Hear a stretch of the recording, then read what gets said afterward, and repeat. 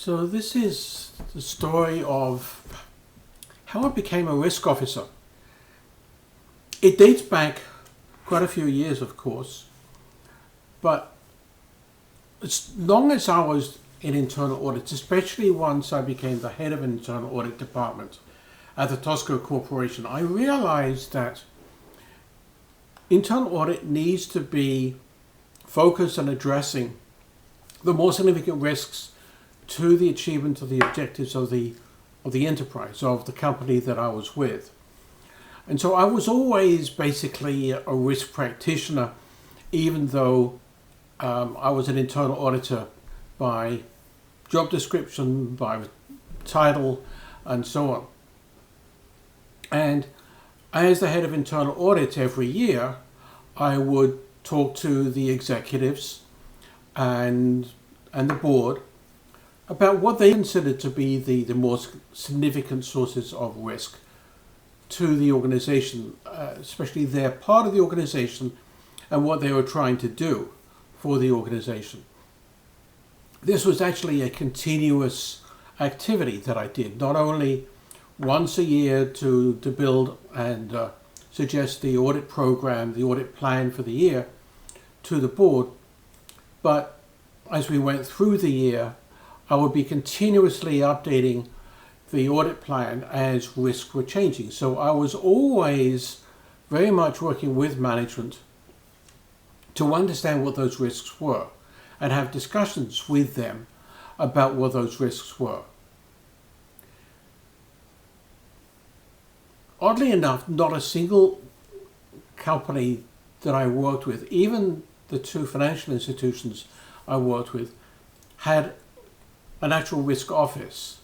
They relied, as in fact they should, they relied on management to understand what might happen and to address that as part of their decision making, as part of how they ran the organization.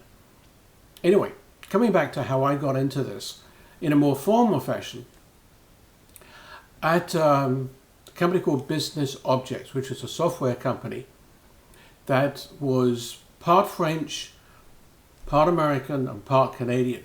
It had actually two headquarters, one in Paris and the other one in San Jose, California.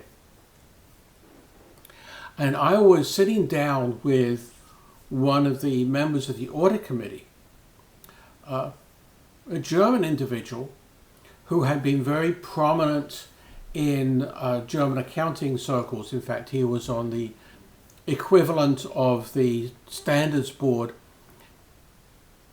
for the German accountancy profession. And I was going through something which I've included in my book, Auditing That Matters, which is a mind map that I had developed to describe and pictorially, graphically, the major activities and business functions of the organization. I was going through that with him, as I did all the time with all the executives and the board members, and using that to stimulate conversation about which were the risks that he was concerned about and where my team might be able to add some value through providing assurance, advice, and insight. And he really liked what I was doing.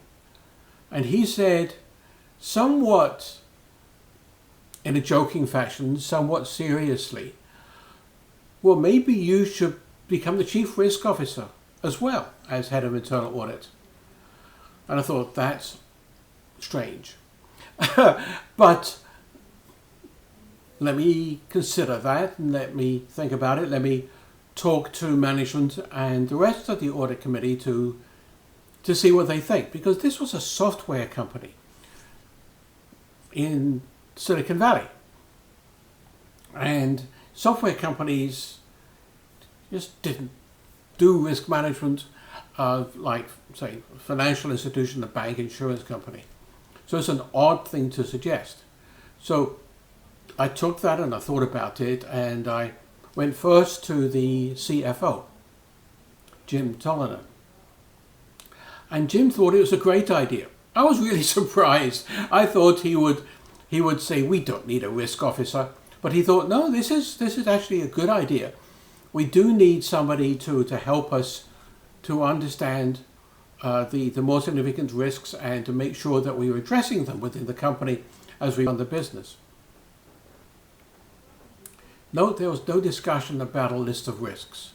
It was, how can we make sure that we're, as a management team, considering all the things that might happen. So then I sat down with the CEO, another fine gentleman, and when I mentioned this to him, he also astonished me, perhaps even more than Jim, by saying it was an excellent idea and it had his full support.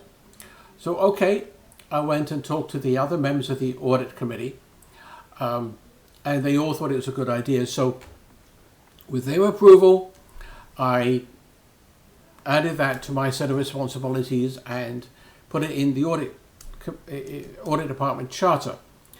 Mind you, I made sure that that charter said that my job as the Chief Risk Officer, as well as Head of Internal Audit, was to help management understand those risks, not to actually be the risk identifier or the risk assessor, or let alone decide how to address those risks. So I took that on and then said about, well, what am I going to do about this? So I thought perhaps one of the first things I should do is talk to the CEO, which I did, about forming a risk committee, a committee of management of his direct reports that would help me in this endeavor to put in place any policies, to communicate the need to consider risk and make sure that we are thinking about risk in all our decision making, both strategic and tactical. And with his support, I engaged some of the other people that I wanted to be involved, including the CFO, the corporate controller, the general counsel, the head of marketing, Marge Breyer, who's gone on to some great things. She's a lovely lady, very excellent. And then Hervé Couturier, who's the head of all of the development activities. Then I went around and talked to each one of the executives and just listened to them talk about what they thought the more significant risks were and how they were being handled. And one thing that came out very clearly, which was that there was one very critical source of risk, which was that one of our competitors might be acquired by one of the very, very massive giants in software like Microsoft or Google, SAP, and they might pump in a whole bunch of money to offset our strategic, technical, and market position. We were the dominant leader in our field of business analytics. But each one of them had a different view of how serious that risk was and where that risk would manifest itself, where the effects would be, how it would affect our objectives as an organization. Each one of them had a different view. And so I tried to sit down and think about how can I reflect that so that we can have a discussion with the management committee, executive committee, and the board. So I put some work into this and then sat down with the CEO again, and he said they were all wrong, and the risk was actually very much more significant, and it encompassed, like I said, multiple effects. They were all right in there was different effects, but it was actually more serious because of the way in which we might be affected by another company getting all of that power. Now, it then turned out that